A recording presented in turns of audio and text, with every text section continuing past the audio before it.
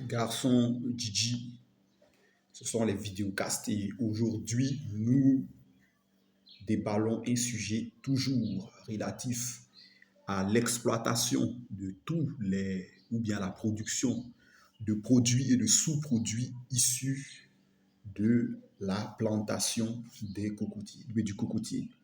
Donc ce que nous allons voir aujourd'hui, c'est comment produire du sucre de table à partir de la sève des inflorescences de cocotier.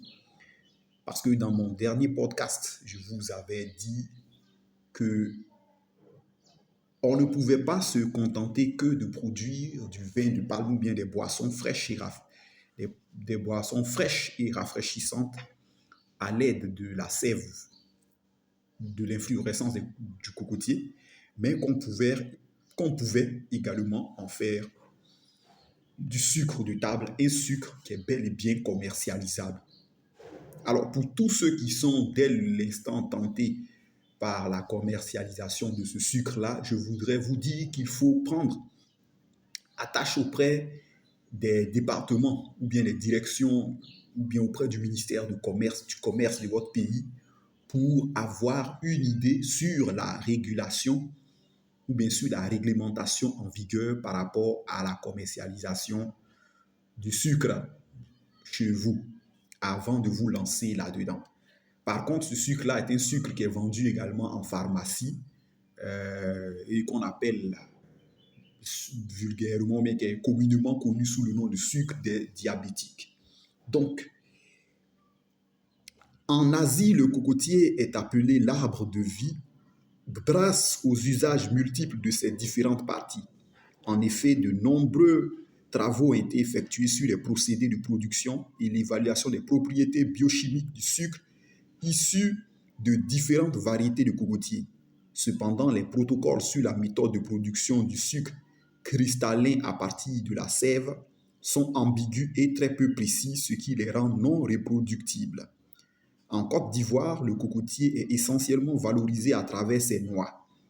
La quasi-inexistence de technologie de valorisation des autres parties du cocotier constitue un des facteurs de pauvreté chez les planteurs.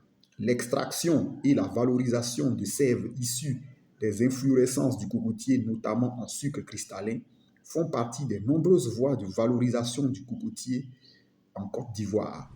Les travaux menés ont consisté à mettre au point une technologie de production du sucre de coco biologique en Côte d'Ivoire à partir des hybrides vulgarisés. Face à la baisse du prix du copra, la diversification des usages du cocotier s'impose comme une opportunité de revitalisation de cette filière. Donc, le présent numéro décrit les différentes étapes de la production du sucre cristallin de table avec la sève des inflorescences de deux variétés de cocotiers vulgarisées en Côte d'Ivoire, à savoir PB 113+, et PB 121+. Donc, je vous avais déjà parlé de ces deux hybrides et également face à l'inflation des produits alimentaires, vous lancez dans la production du sucre de cocotier ou bien du sucre de coco, c'est-à-dire du sucre issu de la sève des inflorescences du cocotier, est un marché très important parce que en dehors de la canne à sucre qui est cyclique, dont la production est cyclique et qui parfois cause de la pénurie, la production du sucre de coco et également d'autres produits issus de l'exploitation et de la transformation de l'inflorescence de la sève de cocotier est un très gros et bon business juteux, voilà, qui permet d'enlever, pour parler comme un monsieur, d'enlever les planteurs de cocotiers de la clochardisation. Donc, le sucre de coco peut être produit au niveau villageois, donc de façon artisanale, à partir de la plantation si l'on dispose d'une poêle.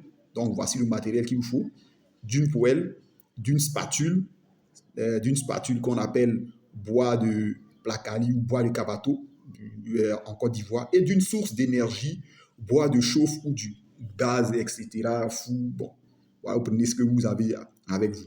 La sève fraîchement collectée est transformée sans conservation au congélateur dans une poêle sur une plaque chauffante munie d'un régulateur de température et de temps.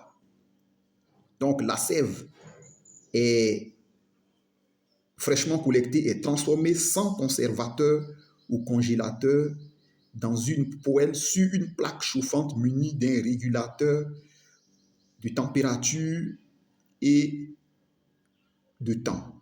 Elle subit une première valorisation pendant 30 minutes. 1 litre de sève est mis en ébullition à température croissante. Donc, vous allez lentement, pour obtenir votre sucre de coco, vous allez lentement augmenter la chaleur du feu ou bien la chaleur du brûleur, ok, de 60 à 140 degrés. Donc, en 30 minutes, vous devrez faire passer votre lait votre sève d'inflorescence de cocotier qui est au feu de 60 à 140 degrés Celsius. À l'issue de cette étape, un sirop est obtenu. Donc, premier produit que vous pouvez faire, vous pouvez produire, si vous ne voulez pas produire du sucre, vous pouvez produire du sirop d'inflorescence de cocotier. Il est malaxé à l'aide de spatules, donc vous allez remuer, pour les Africains, vous allez remuer ça comme si vous étiez en train de faire du placali ou du kabato. Et afin d'aérer le milieu et refroidi à température ambiante, c'est-à-dire en faisant sortir ça, vous exposez ça au vent, à température ambiante 25 degrés pendant 10 minutes. Cela permet d'obtenir une masse visqueuse qui va subir une deuxième vaporisation à 60 degrés pendant 30 minutes. À l'issue de la deuxième vaporisation, on obtient une masse cuite de cristaux de sucre qui est malaxée pendant 20 minutes. Les cristaux de sucre de cocotier de couleur jaune ocre, c'est-à-dire qui s'apparentent qui s'apparentent au sucre roux, sont grappés, émautés et séchés à température ambiante, donc toujours de 25 degrés Celsius pendant 24 heures. Voilà. Notez bien que l'utilisation de la sève fraîchement collectée est nécessaire car sans conservateur, même congelé, la transformation aboutit à la formation d'amas gélifiés qui ne se cristallisent pas. Parce que c'est l'une des propriétés du sucre de coco qui est un truc qui ne fait pas de boule-boule pour parler un français ivoirien. Donc, à partir d'1 litre de sève de cocotier, l'on obtient en moyenne 160 grammes de sucre cristallin de coco, soit un rendement moyen de 14,9 quand on calcule la perte suite à l'évaporation. Ainsi, la production d'1 kg de sucre requiert 6,25 litres de sève de cocotier, avec une moyenne de 62 litres de sève de cocotier produit par inflorescence de cocotier chez l'hybride PB113 durant sa période d'exploitation qui est de 47 jours. La dernière fois, je vous avais parlé de combien de francs vous pouvez générer en exploitant la sève d'inflorescence de cocotier. Donc, vous avez ça ici. Il est possible d'obtenir 10 kg de sucre cristallin. Chaque cocotier produit annuellement 10 à 12 inflorescences. La production de sucre de coco ou bien le sucre de cocotier par an peut s'évaluer entre 100 et 120 kg. En définitive, un hectare de coco terrais comportant 160 cocotiers adultes pourrait produire entre 16 000 kg, soit 16 tonnes, et 19 200 kg, soit 19 tonnes 200 kg de sucre de coco par an. Alors, on va faire un peu de maths avant de poursuivre. Si vous produisez 19 200 kg de sucre de coco et que, par exemple, vous commercialisez ça, ne serait-ce qu'en sachet de 1 kg, ce qui n'est pas vu les ruses commerciales ou bien vu les stratégies marketing que vous avez mis en place, ce qui n'est pas du tout possible. Alors, en commercialisant 19 200 kg, donc 19 tonnes 200 kg de sucre de cocotier, que je place dans des emballages, que je place dans un emballage de 1 kg, cela me fait exactement 19 200 sachets qui sont sur le marché. Supposons que je vienne pour faire la concurrence au sucre de table au sucre de table issu de la canne à sucre, par exemple, et que je vende ça, par exemple, ne serait-ce qu'à 500 francs CFA. Je me retrouve en produisant, c'est-à-dire en transformant la sève de cocotier, la sève de l'inflorescence de cocotier fraîchement produit, je me retrouve à la tête d'un chiffre d'affaires de 9 600 000 francs CFA, ce qui correspond à peu près à un chiffre d'affaires, je pense, de l'ordre de 16 000 ou bien, bon, avec les arrondis, de l'ordre de 16 000 euros.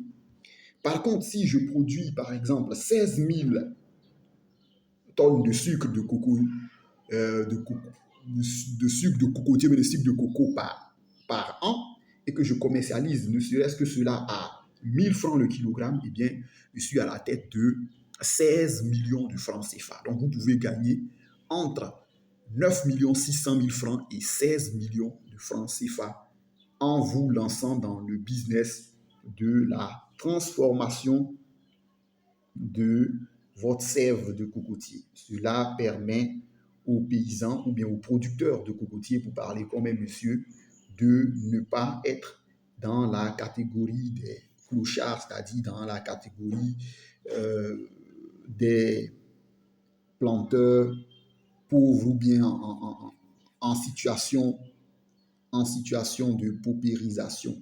Et cela vous permet également de créer des emplois et de faire un grand saut par devant dans le monde de la manufacture, bien dans le monde industriel. Ceci également,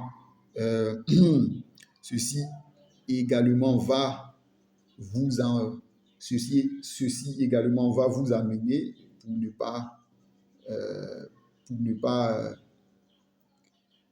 pas être en porte-à-faux avec la loi, comme je vous ai dit, parce que vous entrez en concurrence. Imaginez-vous que vous gagnez entre 9 millions 6 et 16 millions par hectare, parce qu'on parle simplement par hectare. C'est-à-dire qu'on produit une variété hybride, ok, PB113 et PB121, et sur cette PB100 et sur les PB113 et PB121 par exemple, j'ai 160 cocotiers, okay, qui ont réussi sur les 205, ou bien j'ai 160 cocotiers qui n'ont produit que des inflorescences. Donc, en commercialisant ces inflorescences-là, je me retrouve à la tête de cette petite bagatelle de trucs. Et maintenant, je vais vous parler, donc, je vais vous parler de façon détaillée des valeurs nutritives. Okay? Je vais vous parler des valeurs nutritives parce que je ne veux pas revenir sur la production d'inflorescences, sur la production de sève à base d'inflorescences de cocotier, okay? Sur la base de la sève d'inflorescence de cocotier. Je vais vous parler simplement ici, okay? Je vais vous parler simplement ici des valeurs nutritives comparatives du sucre de coco produit à partir de la sève d'inflorescence et du sucre et des sucres blancs et roux de canne, pour que vous puissiez comprendre quelle mine d'or, quelle richesse est dans la production du sucre de sève de cocotier. La caractérisation physico-chimique révèle que les sucres du cocotier sont moins énergétiques que les sucres de canne. Aucune fibre et matière grasse n'a été trouvée dans les sucres de canne, alors que des traces ont été dosées dans les sucres cristallins des cocotiers. Les sucres de sève de coco sont une source importante de du polyphénol des polyphénols totaux, okay, à raison de 34,64 à 143,12 mg pour 100 g de sucre de cocotier. Aussi, l'analyse minérale révèle la présence dans les sucres de cocotier de 12 minéraux, dont 8 macroéléments que sont le sodium, le magnésium, le silicium, le phosphore, le soufre, le chlore, le potassium, le calcium, qui est utile à la formation des os et à la calcification et au durcissement des os. Le potassium est le macroélément majoritaire des sucres de cocotier. Le sucre blanc de canne ne contient aucun minéral. Les oligo-éléments du sucre de cocotier sont le fer, le cuivre, le zinc et le brome. 4 vitamines hydrosolubles ont été déterminées dans les sucres cristallins de coco. Il s'agit des vitamines C, B1, B2 et B6, qui sont utiles à la lutte contre la malnutrition. En revanche, aucune vitamine n'a été identifiée dans les sucres de canne. La vitamine C est la plus abondante dans ces sucres de coco, okay, pour la fortification des os et du corps. Les oses contenues dans le sucre cristallin de cocotier sont le saccharose, le glucose et le fructose. Le saccharose est le constituant qui a été majoritairement dosé, soit 115,1 à 76,69 grammes dans 100 grammes de sucre de cocotier. L'indice de sucrosité des sucres de canne est proche de celui des cocotiers. Donc, les deux se valent largement et peuvent se combattre sur le marché. Voilà. Quand vous allez vous lancer dans la production à échelle industrielle de sucre de coco. Les résultats des analyses sensorielles montrent que les sucres de cocotier sont mieux acceptés que les sucres blancs, 6,06, et le sucre roux, 5,5 dans le sucre de canne. La perception des descripteurs révèle que l'ensemble des sucres de cocotier a une texture plus fine que ceux de canne, ce qui augmente leur plaisance en bouche. Les sucres sont caractérisés par une arôme subtile de coco et prononcée de caramel. Donc, voilà, au regard de tout ce qui précède, donc je voulais vous dire que les sucres de cocotier produits constituent des édulcorants naturels à faible valeur énergétique, donc limitant les risques de développer des maladies métaboliques, dont une maladie métabolique qui est la plus connue, la plus courue, qui est le diabète.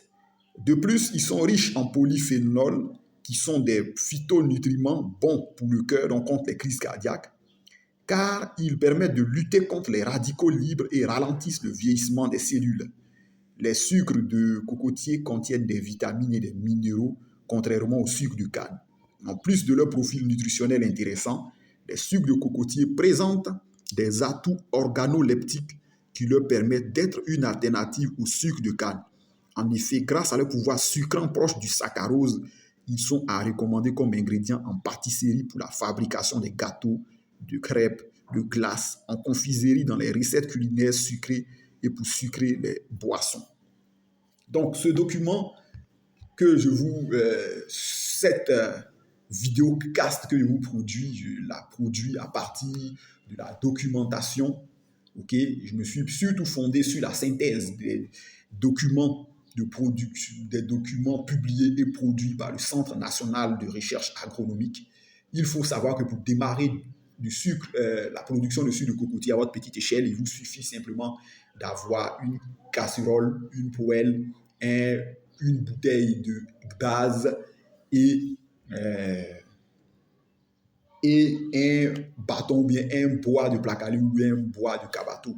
Ceci, vous pouvez également agrandir ou bien étoffer vos ustensiles de préparation en ayant de grosses cuves et autres cela, ceci aidant. Et vous pouvez vous faire en 9,6 millions et 16 millions de francs CFA par an en produisant du sucre de cocotier, rien qu'avec un seul hectare. Donc imaginez-vous que vous ayez 5 hectares, vous êtes bien parti pour devenir le prochain plus grand agro-industriel, le prochain plus grand agri-businessman ou la prochaine plus grande agri-businesswoman. N'oubliez pas de vous abonner à la chaîne parce qu'il y a des vidéocasts qui sont uniquement dédiés. C'est comme ça, ce sont des galettes que je glisse aux followers de cette chaîne. Ciao et à très bientôt.